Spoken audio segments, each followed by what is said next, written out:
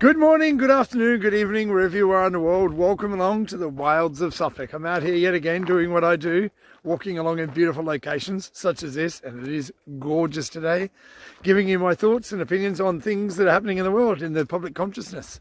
If it's your first time here, welcome. It's my honour and privilege for you to be here with me and joining me for this walk. If you're a returning subscriber, or 1,264, I think, of you there are today. Welcome back. It's a pleasure to have you back and joining me for the walk. So, crazy times, huh? Crazy times indeed.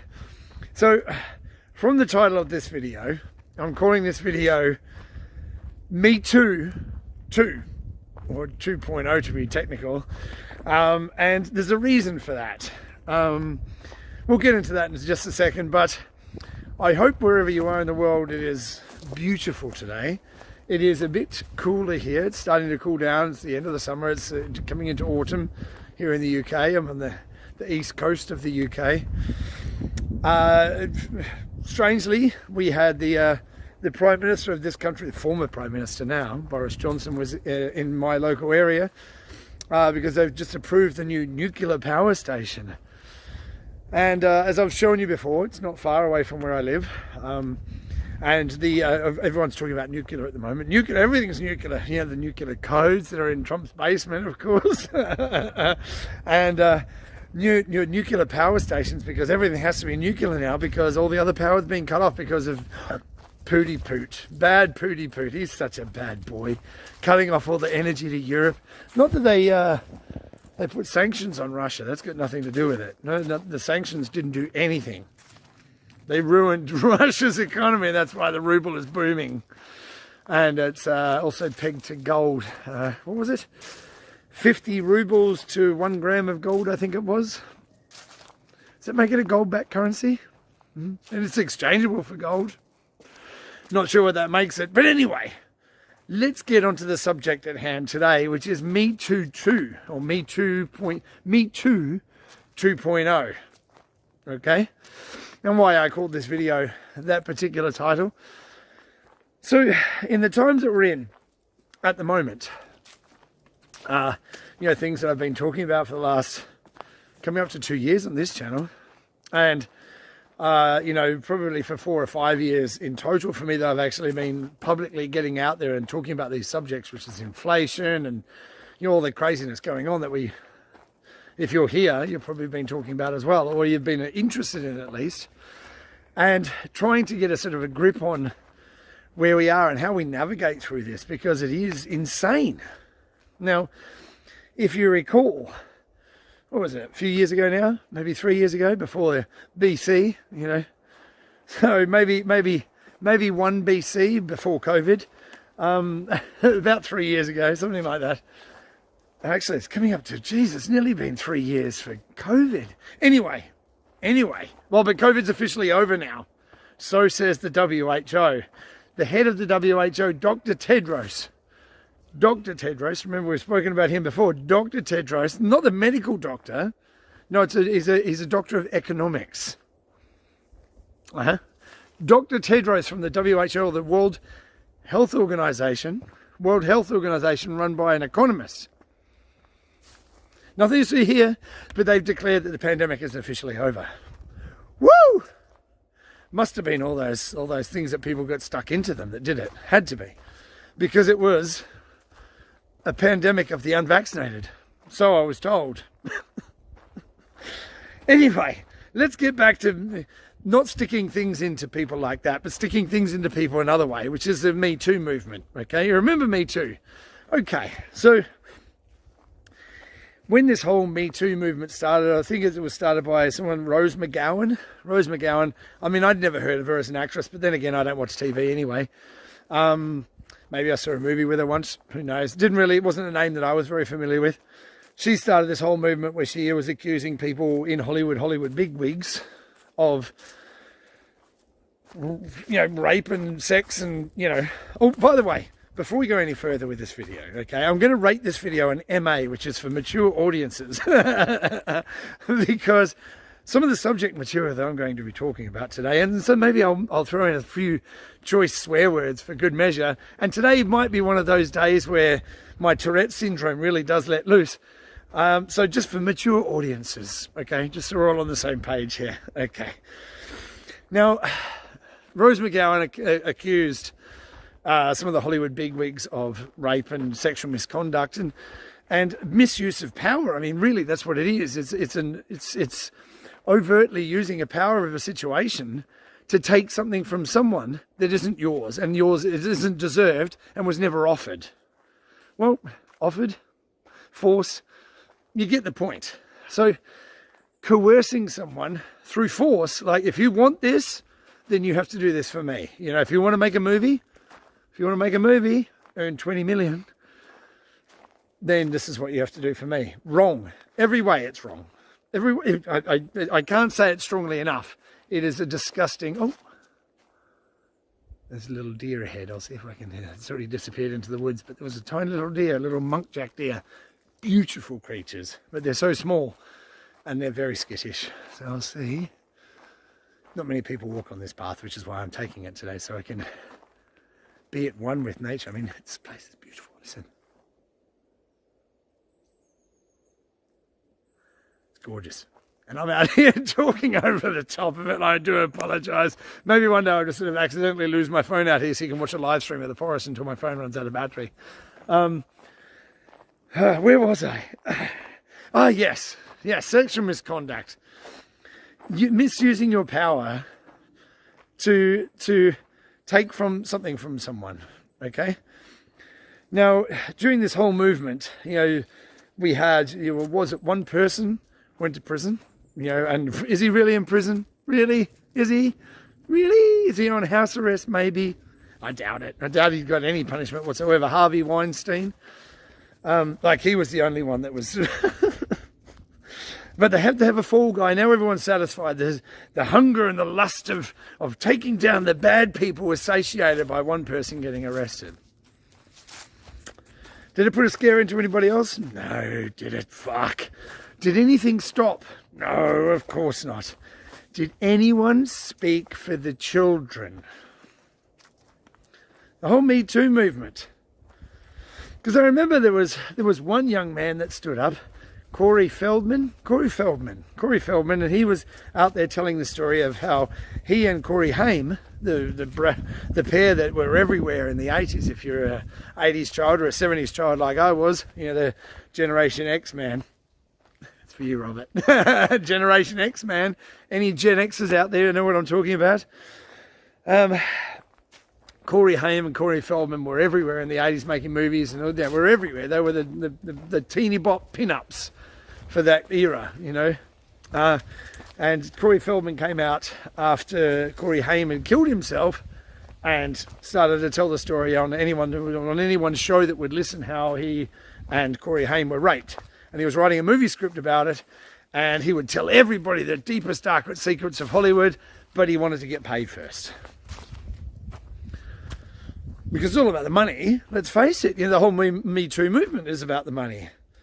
You know, if you think about it, right? Now, while I have stated, and I continue to state, that the coercion in that industry is vile, and the misuse of those men and women's power, remember, I want you to remember something that came out of this, and it still stays with me to this day. Sorry, it's the new Rona. It still stays with me to this day. This whole Me Too movement that happened. Everyone was coming out and telling their stories, and it was vile. Okay, it was vile. How these big wigs in Hollywood would take advantage of women to get their career forward. Right? We all know it happens. And they all knew it happened as well, but they still took part in it. Does that make them a high-priced prostitute? Okay? Because this is what I'm saying to you. It's MA audiences here, okay?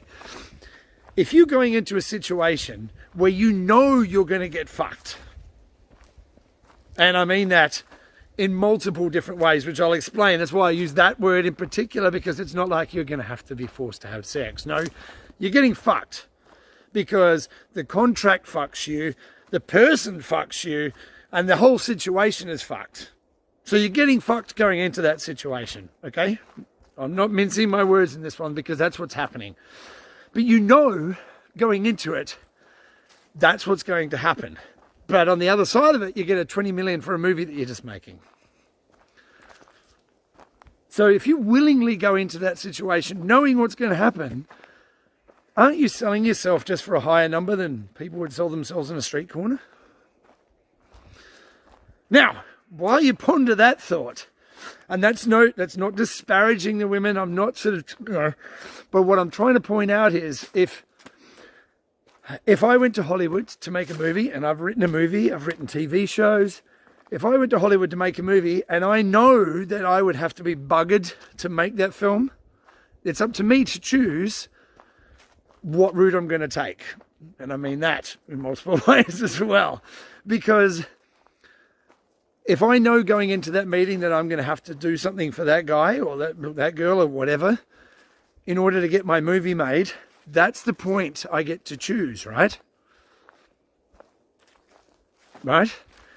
So while there is coercion, while there is force, and that's completely unreasonable, it's disgusting, and those people should be punished every which way, at that point there's still a choice. Okay? Now, here's where I'm getting to the 2.0. Me Too 2. Well, this is the second point of Me Too 2, but there's a third point as well, which we're going to get to. Okay? So in all of the discussions, and one thing that stood out to me, I forgot to mention that point. Okay, one thing that stood out to me in all the Me Too stories that were coming out, all the people that were coming out and telling their stories, and grim and nasty and horrible and disgusting is what it was. There was one story that particularly stood out, and that is that of Terry Crews. Now, if you don't know who Terry Crews is, he is, I'm 6'2", so I'm not a small guy. Terry Crews, I think, is 6'6". I mean, he's a monster of a man, big black geezer. He's an actor. He's in a new comedy show, Brooklyn Nine-Nine.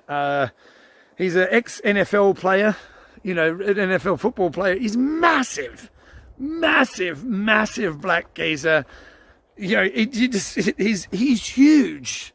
No person, no free thinking person would mess with this guy just looking at him, because he's a monster of a man.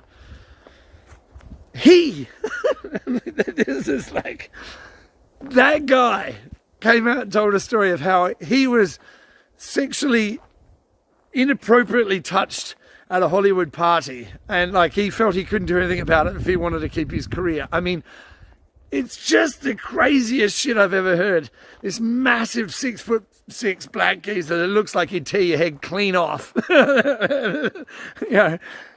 And someone was inappropriately touching that guy. Wow. Now, anyway, let's put that one to the side for a minute, because it's crazy. I mean, it was so crazy. It was almost like it was mocking you, or he was mocking the movement, or I don't know, but it was nuts. So, wanted to mention that. Where are we here? Plenty of time. All right. Hope you've got a bit of time.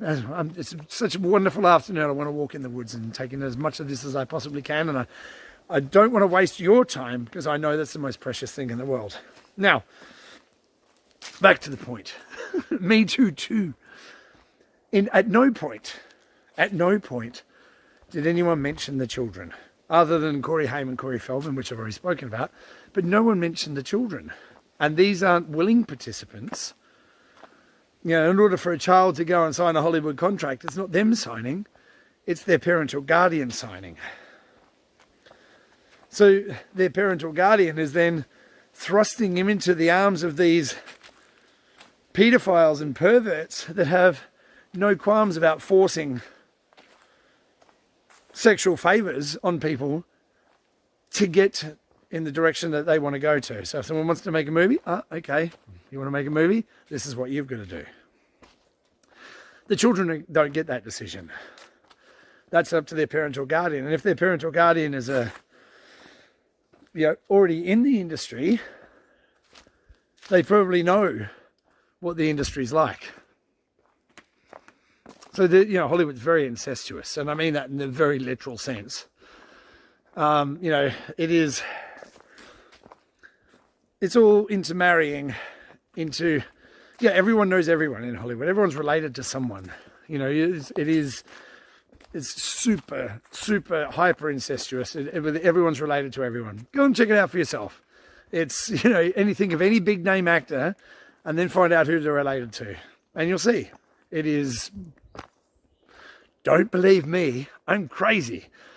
Now, but the children were never ever spoken about. I mean, I know I heard one interview once, I think, with one actor and one actress talking to each other, and they were mentioning exactly this point, that who's going to speak for the children? No one ever did.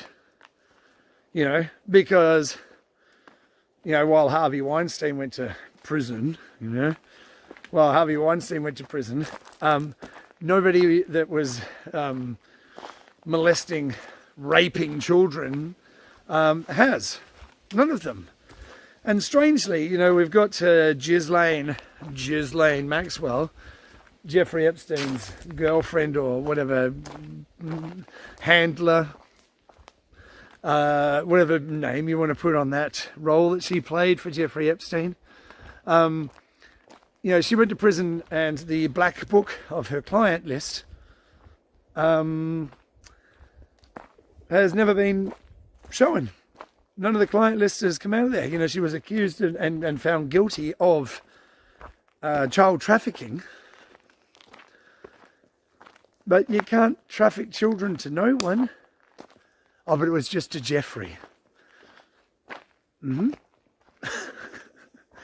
to the island that Jeffrey had. Now, have you seen the manifest, the flight list from Jeffrey Epstein's plane? You seen that flight list? See if maybe that correlates to a list that maybe she's got in her black book. Wouldn't that be, like, if you were an investigator? I mean, obviously, I'm not very smart, so I'm just going to try and make things up. I didn't finish high school, So by all rights, I'm thick as pig shit. That's just the way it is. That's what I'm told. That's how the world works, okay? Because education is only gained through schools and classical education. Okay, so if I was investigating it, like I say, obviously I'm not that skilled, I'm not that bright, but if I was investigating these crimes, especially against children, and you'd think that crimes against children would be pretty high priority with investigators, because a lot of investigators have children of their own, so you'd think that that'd be pretty high on their priority list, because they want to get these kind of predators off the streets, right?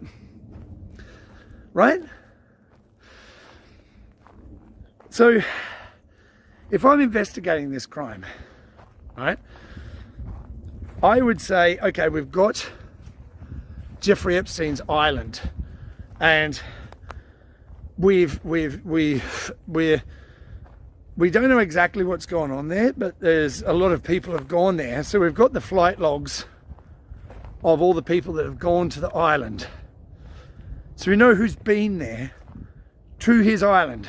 And then we find his madam, handler, whatever we're calling her, daughter of a known Mossad spy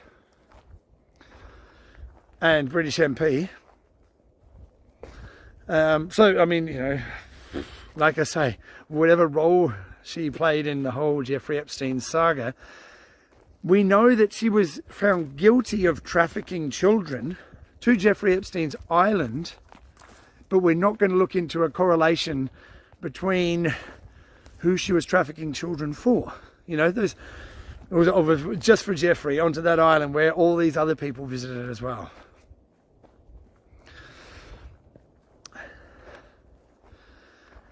So why is it? Why is it that we can have investigations into things that happen to adults? Situations that involve adults forcing themselves on other adults, but we can't have investigations into adults forcing themselves onto children. How is it, for instance, that we can have the Queen, this is Monday, by the way, when the Queen's funeral is happening, officially. It's the official state ceremony. And I don't know whether anybody else noticed it. I did. Then a friend of mine sent it to me as well. And the Queen's casket, when it was leaving Sandringham, was it Sandringham she was at? I think it was Sandringham. No, Balmoral, when she was leaving Balmoral. The flag that draped over the coffin was wrinkled. Oh, that's nothing, Chris. It doesn't mean anything. Oh, really? Oh, really? I will post a picture that I have on my Telegram if you follow me on Telegram. If not, then have a look. Go and have a look. You don't need to subscribe if you don't want to. The link is down below in the description. There's a link in there with the pictures of John McCain's casket. John McCain, if you don't know who John McCain is, no name McCain, was a traitor, American treasonous traitor to the United States, senator, I believe. He was put to death. His casket was covered with a flag that was wrinkled. It's a sign of disrespect. So, Queen's casket covered with a wrinkled flag. Maybe I'm just a conspiracy theorist. Anyway, how is it that I hear on Monday, Queen's funeral, okay, her paedophile son, Prince Andrew, or let's not call him a paedophile, he was best friends with a paedophile, convicted paedophile, Jeffrey Epstein. So Prince Andrew, the Queen's son, was best friends with a convicted paedophile, even stayed at his house in New York. The Queen's other son, Prince Charles, who is now King Charles III, by the way, he was best friends with a paedophile as well, Jimmy Savile. And these people dare to be walking down the streets. They're best friends, if not involved in, I don't know, allegedly, if not involved in the rape of children. And yet people are lining the streets to see them. Is it such a taboo subject of, child trafficking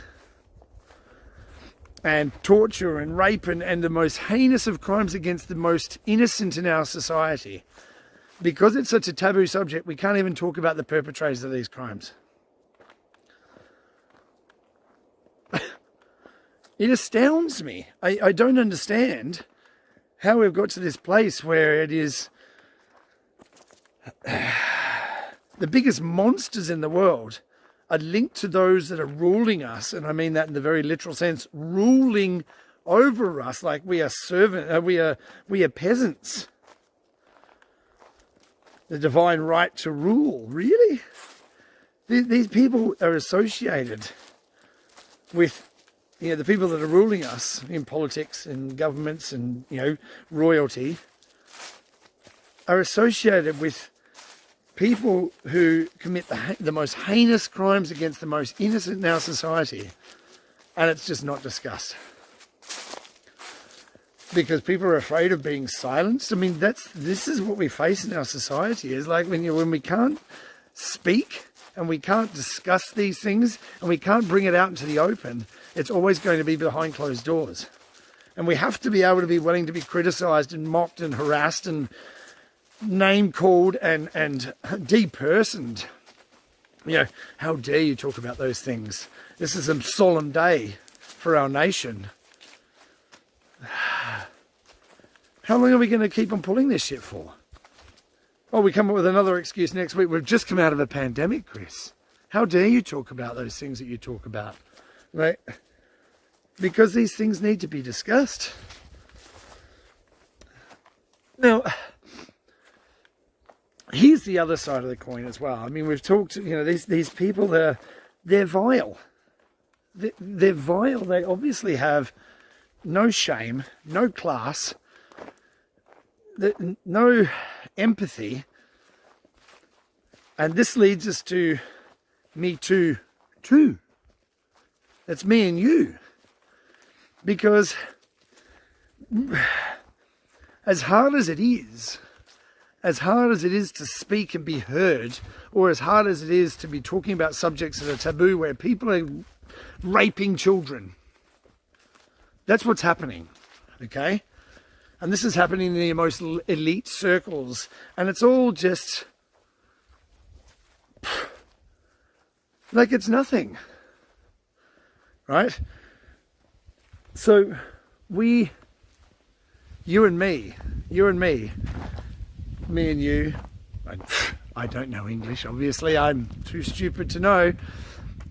We are in a situation where we are like those people walking into a film producer's office, and they know they're going to sign the contract of their life. If only I'm just willing to get fucked. Okay? We're all in the process of getting fucked right now. All of us. But where's my movie deal? Like, you know, where's my 20 million movie deal? And surely if I'm going to sell myself out, surely I should know what I'm selling myself out for. Because at the moment, all I'm doing is getting fucked. And there's nothing on the other side of it. What's in it for me? We're all collectively getting fucked by our governments, our energy companies, the tax department, all of us getting an absolute beating. But still, yeah, we can just go, oh, well, that's just how it is. Don't I get to decide here? No, there's no competition anymore because everyone is on the same, yep, we all agree, all the power companies, we have to charge more. For what exactly?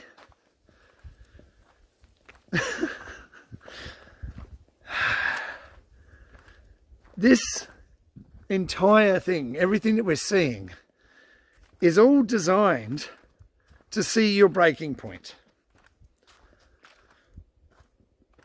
It's what it is. It's all, this is all, how much can we get away with? Oh, and if it doesn't work out for one Prime Minister, don't worry, we'll just change him out. No vote. We'll just change him out and put a new one in. That'll do what we tell her. Get sworn in by someone on their deathbed. On foreign soil. Whoop. Yep. No, it's all perfectly legit. Because we know with what's happening in America, you can't question elections, even though we didn't have an election. You can't question elections because then you're a domestic terrorist. Oh, I said the T word. Does that mean I'm going to get banned again? Oh, golly. Our ability to speak is being taken from us. Well, we are gifting it, really, because we are our own prison guards. If anybody says anything out of line, how dare you say anything against the monarchy? How dare you say anything against the government? How dare you say elections are rigged? How dare you, anything? You're always going to have those people in your social circles, on social media, on the street, everywhere that are going to try and silence you. How dare you say that? You can't say that. How dare you speak out against the government? They're doing the best they can. It's not their fault that inflation is where it is. Okay. Okay. Sure. Let's go down this way. It's beautiful. Isn't it beautiful here today? And quiet. So, we're all collectively getting beaten and robbed and thrown in the gutter by a government that doesn't serve us, that acts like the film producer, in that they know all we want to do is just live. We just want to get on with our lives and raise our family. We want to live our small little lives, doing the things that are important to us. You know, interacting with those around us and our friends and our family, and just having a life that we can, that we can enjoy. But they want to abuse their power, and the only way they can is because we acquiesce ours to them. They don't take power from us. We give power to them. And it's our energy, it's our time, it's everything that we give to them. We have to stop. They're not worthy of serving us, so they shouldn't be serving us. I'm not talking about a violent revolution. I'm talking about hitting them where it hurts. I'm talking about, don't spend your money with these criminals. They don't deserve it. Find ways that you can pull back from that system. Use cash. Just to make sure that it hurts the system. Any little thing you can do to push back and say no to things that do not serve us, do that.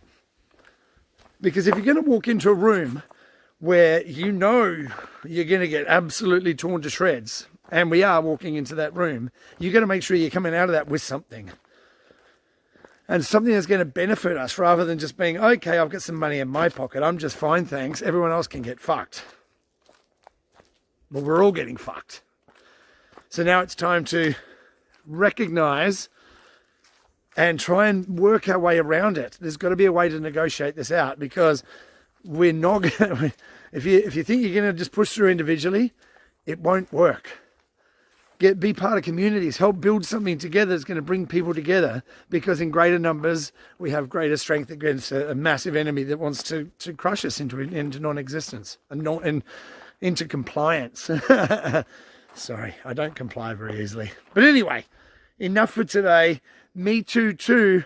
I hope that you don't have to suffer the indignity of getting fucked by these criminals, and that you found a way to negotiate your way through this, perhaps with a solid social foundation. There's a group that I'm part of on Facebook called Joinavision. Sorry guys, sorry. It's a war, the walking in fresh air. Joinavision. I will post a link down below as well. Great group of people, free-minded, free-thinking people who are coming up with solutions. And Redpill family over there. I'll also post a link down below for the Redpill, social Redpill. It's awesome. Great bunch of people there. Be part of communities and help share some knowledge and ways that we can navigate through these times, because that's how we're going to do it, is do it together. We can't do it alone. So thank you one and all for watching. Really appreciate your time, and thank you very much for being here. I'm touched. And get out there into the world. Do good and be good. And you can change the world with your thoughts, your actions, your speech, the way we interact with each other. So do that. We can make the world a better place. All right. Thank you so much for being here. Love you lots. Take care of yourselves. And I look forward to seeing you real soon. Ciao for now.